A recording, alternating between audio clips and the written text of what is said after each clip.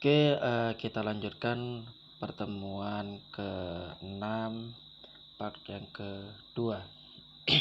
Tadi kita sudah sampai di sini, sekarang ke contoh soal berikutnya.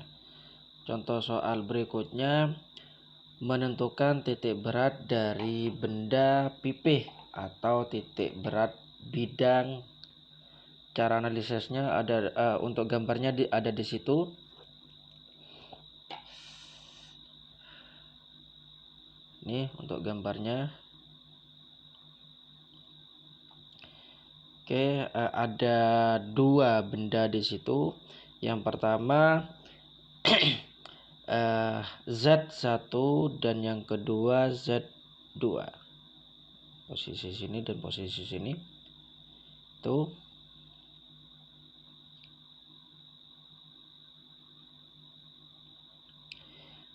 Untuk menyelesaikan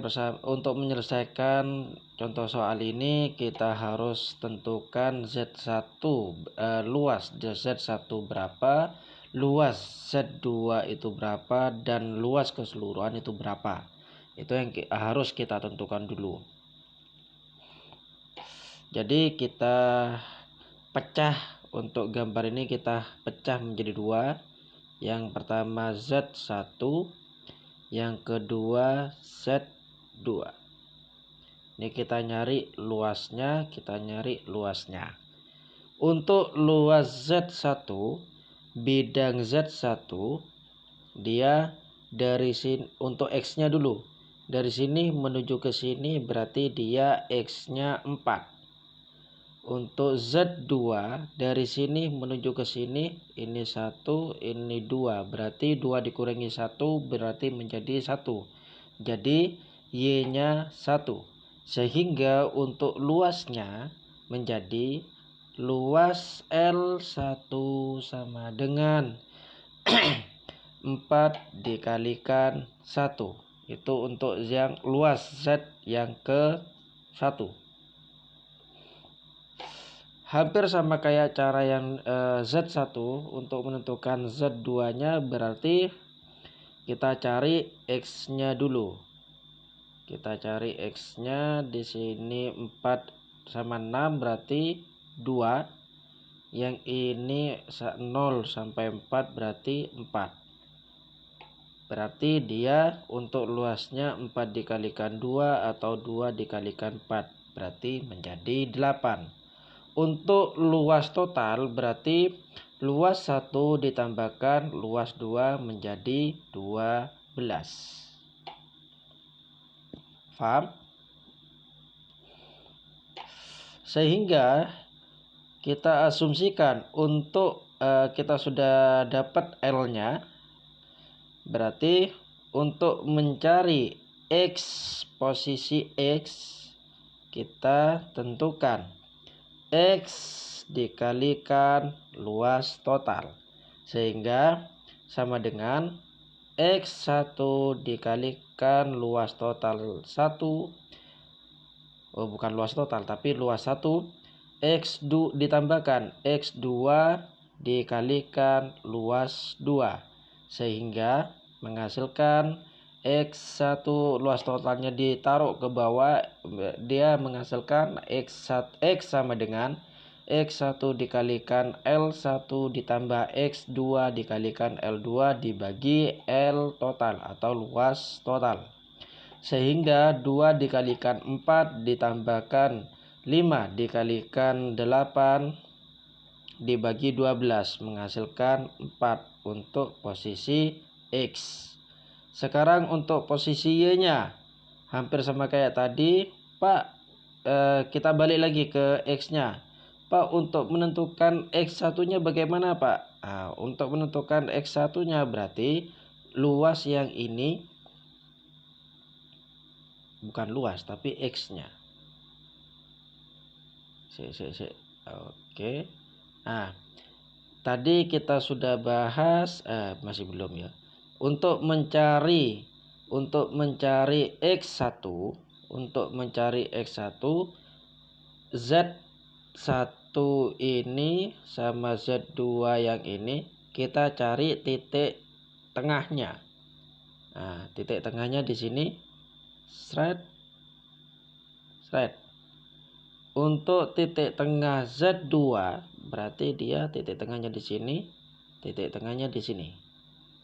Nah, saya ulangin, Z1 titik tengahnya di sini, untuk yang Y, untuk yang X di sini. Berarti X1 dia berhubungan dengan Z1. Berarti jarak untuk mencari X1, jarak titik tengahnya ini. Nah, yang ini. Nah, itu untuk yang X1. Sekarang beralih ke X2. Berarti jarak X2 berarti yang ini. Nah, sampai sini. Nah, yang ini. Itu X2. Berarti untuk yang X1 nilainya, untuk yang X1 nilainya 2 karena jaraknya 2, 0, 1, 2. Untuk yang X2 berarti dia nilainya 5 karena jaraknya 5. Hampir sama kayak tadi. Untuk yang Y1 hampir sama. Y1 di posisi sini, Y2 posisi sini. Nah, untuk X1 untuk Y1 dia 1,5, untuk X2 dia 2, sehingga menghasilkan X sama dengan X1 nya tadi 2 dikalikan 4 ditambahkan X2 nya 5 dikalikan 8 dibagi 12 menghasilkan 4. Itu untuk yang posisi X. Sekarang posisinya 1,5 ditambahkan 2 dikalikan 8 dibagi 12 menghasilkan 1,83. Jadi titik beratnya ada di 4 dan di 1,8.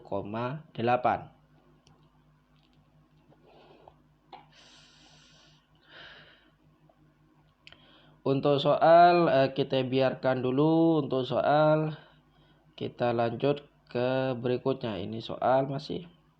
Nah, berikutnya aplikasi momen dan torsi. Pembangkit tenaga mekanik menggunakan transmisi yaitu puli yang diputarkan oleh sabuk. Selanjutnya puli tersebut memutarkan poros untuk memutar sistem lain. Sebuah puli berputar dengan pertolongan sabuk, maka pada sabuk tersebut terdapat tegangan sabuk dan terjadi momen yang saling berlawanan. Gambarnya ada di situ. Torsi dapat diperoleh dari selisih kedua momentum. Selisih kedua momen. T sama dengan R dikalikan T1. Terus R dikalikan T2. Ini sabuknya. T1 di sini, T2 di sini. Berarti R-nya itu adalah jari-jari. R dikalikan T1 itu untuk yang R1 sama bukan R1 tapi R dikalikan T1. Selanjutnya R dikalikan T2 untuk mencari T-nya.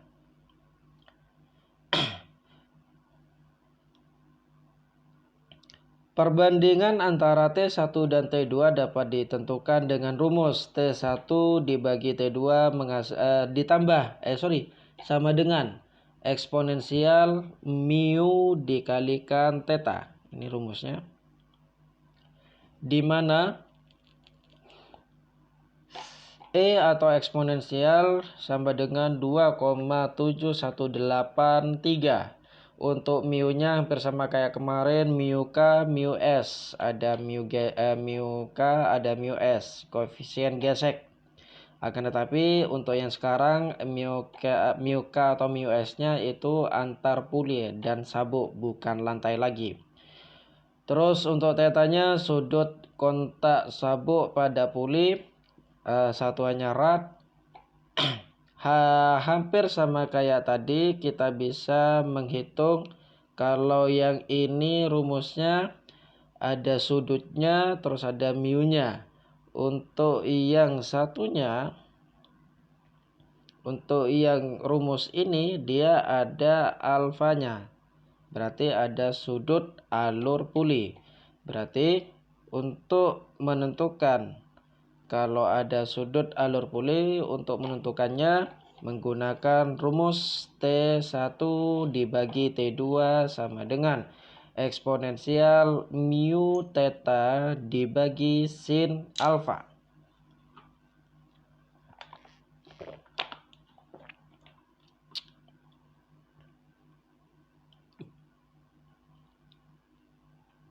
Contoh soal. Puli rata diameter 20, berarti rata diameternya 20 cm berputar 1200 rpm. Sudut kontak sabuk 1,5 derajat dan tegak sabuk 1200 Newton. Faktor geseknya 0,4. Tentukan besarnya torsi. R sama dengan jari-jari, berarti diameter, berarti setengahnya, setengah diameter untuk jari-jari. R sama dengan 20 dibagi 2 menjadi 10. Di situ cm, berarti dijadikan meter, berarti 0,1 meter. Untuk torsi satunya dia 1200, ini berputar 1200 rpm. Terus untuk faktor gesek mu-nya 0,4, untuk tetanya 171,5 derajat. Ini dijadikan rad. Setelah itu kita masukin ke rumus yang tadi, T1 dibagi T2 sama dengan eksponensial dipangkatkan mu kalikan theta. Berarti sama dengan eksponensial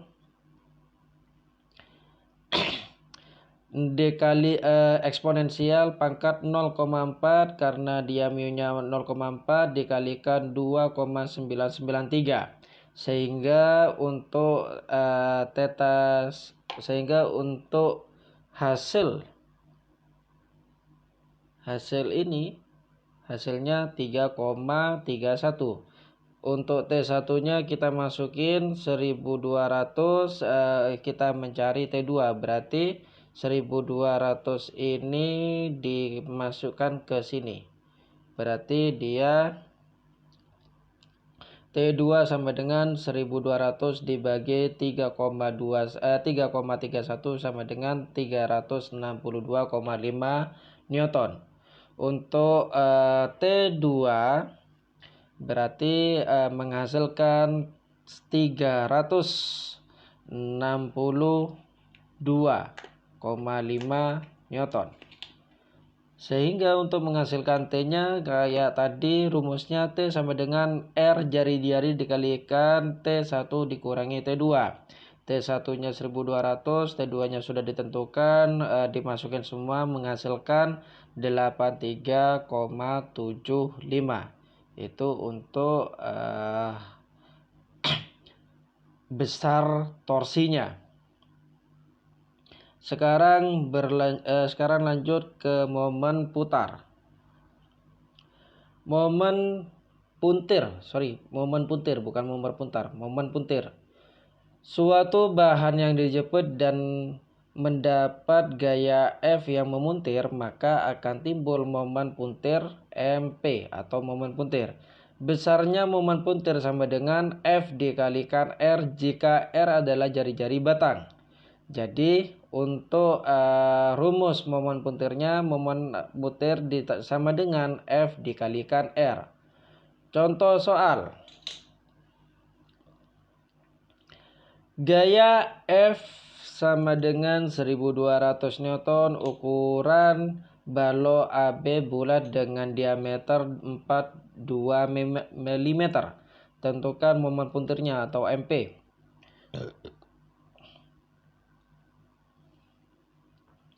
F-nya tadi 1200. Untuk R-nya setengah diameter menghasilkan 21 mm. Kita jadikan meter, berarti 21 dikalikan 10 pangkat min 3. Sehingga momen puntirnya sama dengan F dikalikan R dimasukkan semua. Dia menghasilkan momen puntirnya 25,2.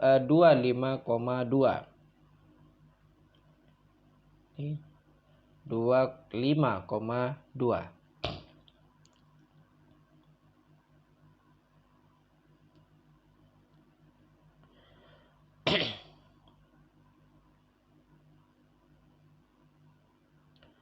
Oke, selanjutnya rotasi benda tegar. Torsi atau momen gaya yang disebabkan oleh adanya gaya di sekitar poros. Momen inersia suatu benda adalah keengganan atau ketegangan di situ benda itu untuk diputar. Suatu benda mempunyai massa M terletak pada jarak R, maka momen inersia benda terhadap poros adalah I sama dengan M dikalikan R2, I dikalikan M besar I sama dengan M besar dikalikan K2.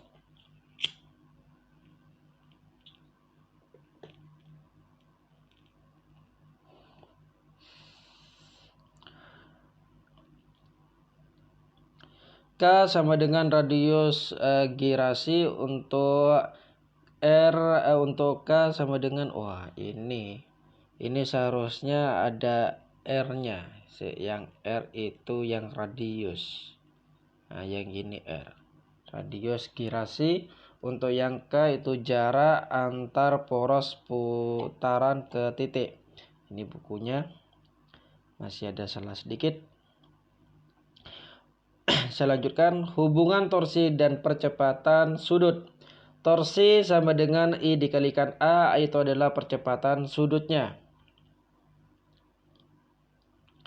Energi kinetik rotasi. Nah, kemarin kita sudah mengenal energi kinetik, energi potensial, dan energi mekanik.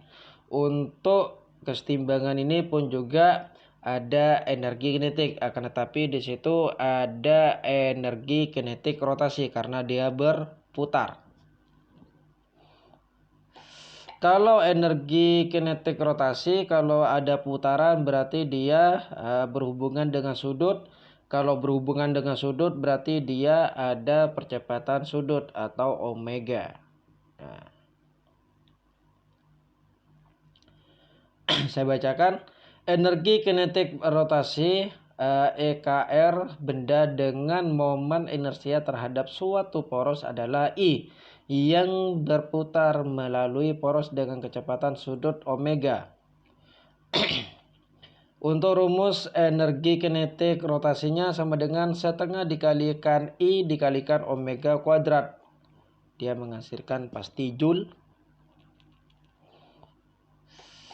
Gerak, rotasi, dan translasi.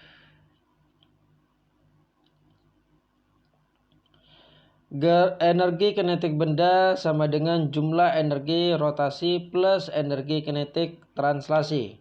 Energi kinetik total sama dengan setengah dikalikan gerak rotasi ditambahkan translasi. Berarti setengah dikalikan I dikalikan omega. Itu untuk rotasinya. Ini rotasinya. Terus ini yang translasinya. Berarti energi totalnya gerak rotasi ditambahkan translasi. Berarti setengah I omega omega kuadrat ditambahkan setengah MV kuadrat. Untuk usahanya Pak, bagaimana usahanya? Berarti yang dilakukan torsi yang tetap dalam memutar benda sebanyak usaha ditambahkan torsi sama dengan usaha sama dengan torsi dikalikan theta. Itu untuk usahanya. Untuk dayanya Pak, bagaimana dayanya? Torsi dikalikan omega. Ini untuk usaha, yang ini untuk daya rumusnya, yang ini untuk usaha rumusnya. Untuk momentum sudutnya Pak, I dikalikan omega. Impulsnya torsi dikalikan T. Impuls sudut menyebabkan perubahan momentum sudut. T, bukan T, tapi torsi. Torsi di koma T sama dengan I dikalikan omega T dikurangi I dikalikan omega 0. Jika suatu gaya F bergerak dengan percepatan mengelilingi titik A, maka besar F sama dengan M dikalikan A jika M adalah benda massa. Karena gerak F melingkar, sehingga harga A sama dengan alfa dikalikan R, sehingga F sama dengan M dikalikan A dikalikan R dikalikan alfa. Momentum putar yang terjadi adalah MP sama dengan, hampir sama kayak tadi, MP sama dengan F dikalikan R. F-nya ini dirubah menjadi F-nya dirubah menjadi MAR, sehingga MAR, R-nya ada 2 berarti dikuadratkan, sehingga untuk M-nya berarti M dikalikan A dikalikan R kuadrat. Itu untuk momen putar pada benda yang bergerak.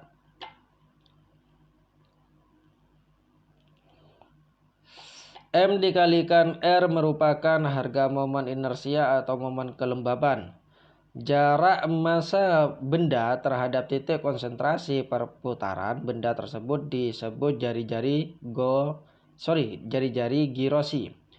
Besar jari-jari girosi sama dengan V dikalikan R2 dibagi 2 sama dengan R dibagi V dikalikan 2. Oh, berarti dibolak-balik bisa ini. Sedangkan harga momen inersia tiap-tiap benda adalah sebagai berikut. Benda tersebut berputar maka memiliki energi kinetik. Besarnya energi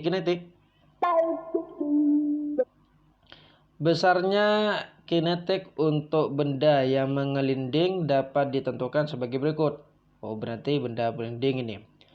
Untuk benda-benda yang bergerak linear, EK sama dengan setengah MV kuadrat, hampir sama kayak kemarin beberapa itu bab 3 kalau tidak salah.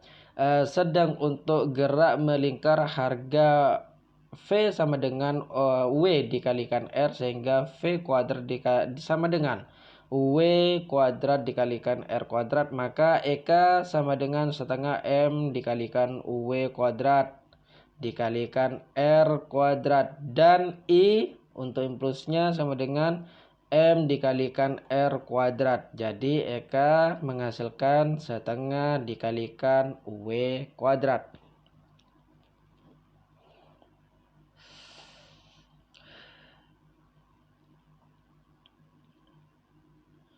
Oke, kita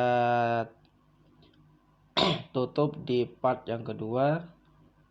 Part yang kedua sampai di sini.